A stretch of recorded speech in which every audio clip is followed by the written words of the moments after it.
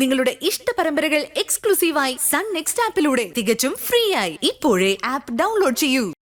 ഇല്ലെന്നാ അപ്പച്ചി, നിങ്ങൾക്കിടയിലെ വഴക്കിനും മത്സരത്തിനും ഇടയിൽ നിന്ന് ഉരുക്കുന്നത് ഞാനാ. ഉരുകിക്കോ. ഈ വെണ്ണ ഉടല് ഇത്തിരി ഉരുകുന്നതില് ഈ അപ്പച്ചിക്ക് ഒരു വിഷമമില്ല. എന്റെ ജീവിതം വെച്ച് അപ്പച്ചി കളിക്കുന്നത് ആണോ? ഒരു കാലത്ത് എന്റെ ജീവിതം വെച്ചാ നിന്റെ ഡാഡി കളിച്ചത്. എന്റെ മാത്രമല്ല, എന്റെ ഭർത്താവിന്റെ.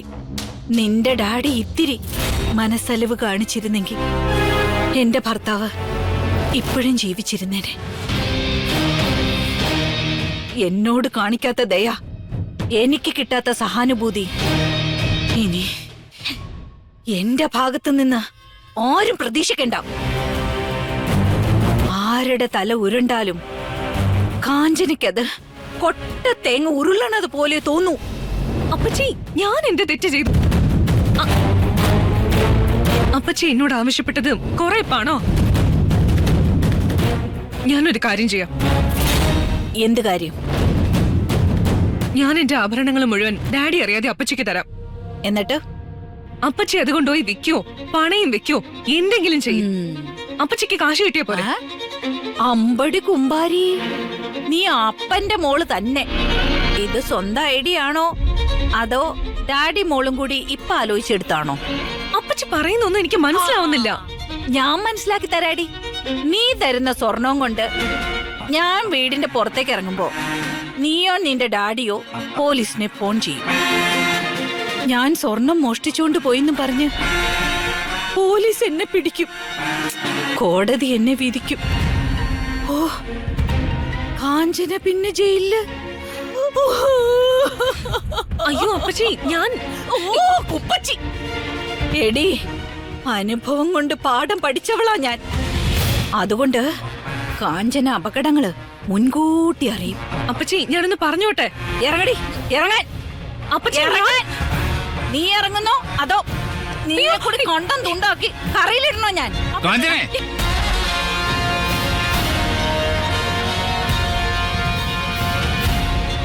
നീ മുറിയിലേക്ക് പോ.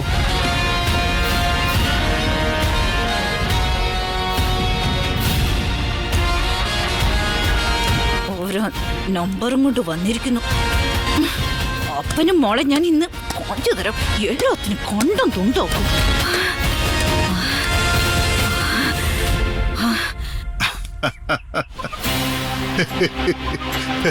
എന്താ നിങ്ങളിങ്ങനെ ഓർത്തോർത്ത് കിടന്ന് ചിരിക്കാൻ? ഒടുക്കം അപ്പച്ചി കൊച്ചുപിച്ചാത്തി എടുത്തു അല്ലേ? ഓ, അതും ഡാഡി കൈയോടെ മുഖതാവിൽ എത്തിച്ചു. ഇന്നപ്പച്ചി കൊച്ചുപിച്ചാത്തി എടുത്തു, നാളെ കൊടുവാൾ എടുക്കും. ഓ, അത് അപ്പച്ചി അന്നേരത്തെ ഒരു ആവേശത്തിന്. ആ, ഭൂരിഭാഗം ക്രൈമുകളും സംഭവിക്കുന്നത് ഒരു നിമിഷത്തെ ആവേശം കൊണ്ടാ.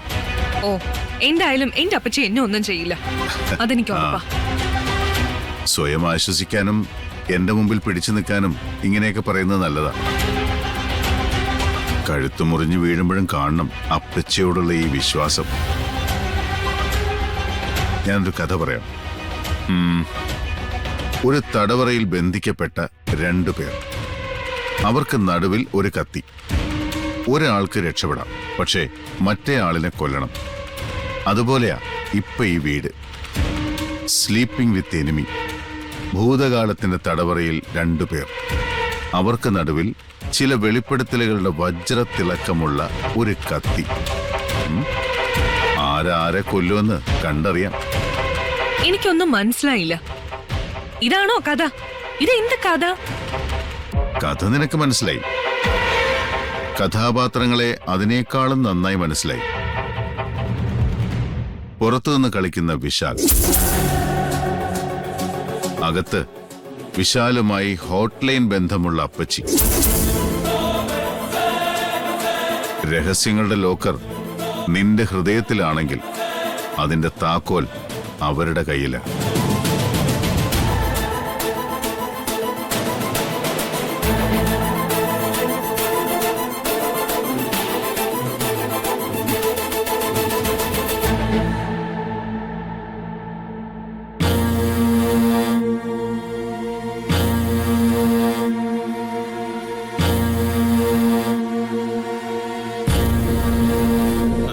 അളിയൻ ഇവിടെ ഇരിക്കായിരുന്നു.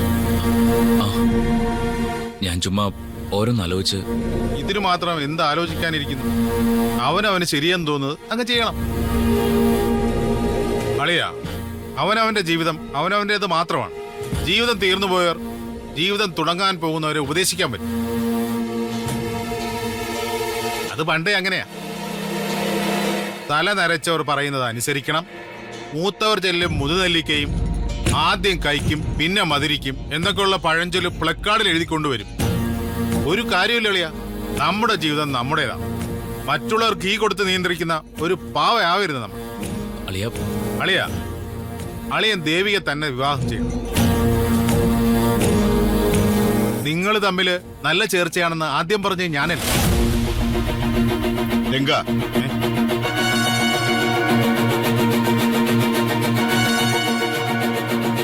രംഗനെ ഞാൻ എന്റെ മരുമകനായിട്ടല്ല, മൂത്ത മകനായിട്ടാ കണ്ടിട്ടുള്ളത്. അച്ഛനെ ഞാൻ എന്റെ സ്വന്തം അച്ഛനായിട്ടും സിദ്ധുവിനെ ഞാൻ എന്റെ കുഞ്ഞനിയനുമായിട്ടാണ് കണ്ടിട്ടുള്ളത്. എന്നിട്ട് ഇങ്ങനെയാണ് ഇവനെ ഉപദേശിക്കുന്നത്? ചേടാ, ഇതിലെന്താ തെറ്റ്? കുഞ്ഞളിയൻ ഇഷ്ടമുള്ള ആളോടൊപ്പം ജീവിക്കാൻ പറഞ്ഞു, അത്ര തന്നെ. അതിൽ തെറ്റുണ്ടെന്ന് അച്ഛന് തോന്നുന്നുണ്ട്. അച്ഛന് എന്റെ മനസ്സ് മനസ്സിലാവുന്ന ഞാൻ കരുതിയത്. അതെ,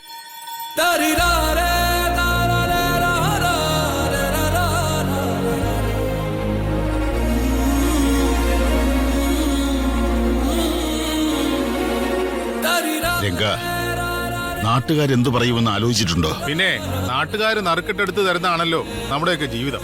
അച്ഛാ, നാട്ടുകാരെ വിട്.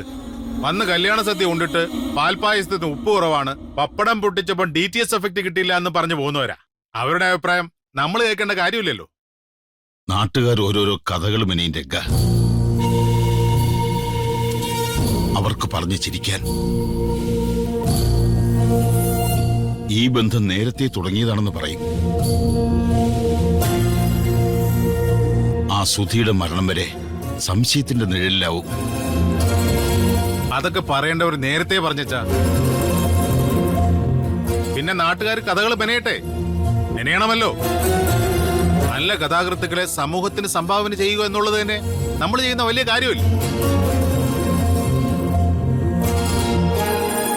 അച്ഛാ, അച്ഛൻ ഒരുപാട് ലോകം കണ്ട ആളാണ്, ഒരുപാട് അനുഭവ സമ്പത്തുള്ള ആൾ. അതിർത്തിയിലൊരു യുദ്ധം തുടങ്ങിയാൽ നമുക്ക് ശത്രുക്കളെ കണ്ണും പൂട്ടി വെടിവെച്ചു കൊല്ലാം. പക്ഷേ അവനവന്റെ കുടുംബത്തിനുള്ളിൽ ഒരു ആഭ്യന്തര കലാപം ഉണ്ടായാൽ ഒന്നും ചെയ്യാതെ നോക്കി നിൽക്കേണ്ടി വരും അച്ഛാ.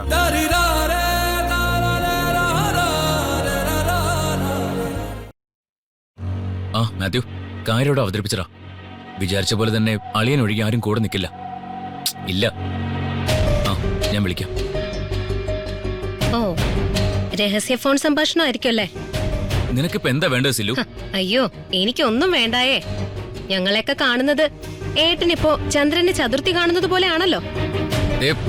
വെറുതെ എന്നെ ദേഷ്യം പിടിപ്പിക്കാതെ നീ കാര്യം പറ സിലു. ഏട്ടൻ ഭക്ഷണം കഴിക്കാൻ വരുന്നില്ലേ? ഇല്ല, എനിക്ക് വിശപ്പൊന്നുമില്ല. അതെന്താ? വിശപ്പില്ലാത്തത് കൊണ്ട്. വിശപ്പില്ലെങ്കിലും വന്ന് കഴിക്കേട്ടാ. മരുന്ന് കഴിക്കാനുള്ളതല്ലേ?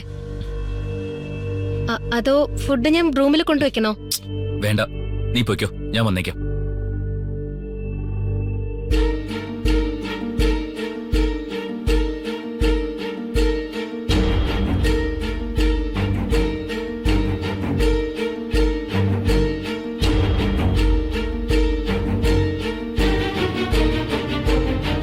ആദ്യം ദേവിയോട് തന്നെ ഈ കാര്യം സംസാരിച്ചാലോ?